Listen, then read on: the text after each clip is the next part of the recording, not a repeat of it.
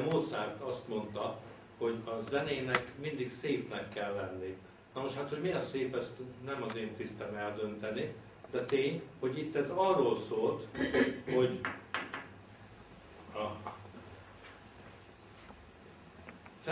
feleségét, a szerelmét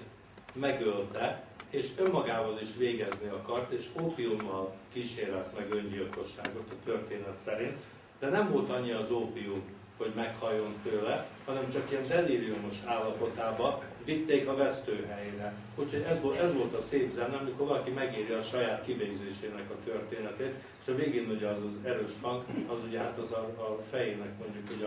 a lecsapása volt. Úgyhogy, na most azt azért még elmondanám, mert a következő alkalommal mindjárt halljuk a harmonikus, kiegyensúlyozott szép zenéjét is, hogy Berlioznak azért a magyar vonatkozása, hogy biztos mindnyájan ismerik a Rákóczi indulót, hát hogy ne ismernék, hát aki annak idején moziba járt, és a filmiradók előtt évtizedeken keresztül mindig a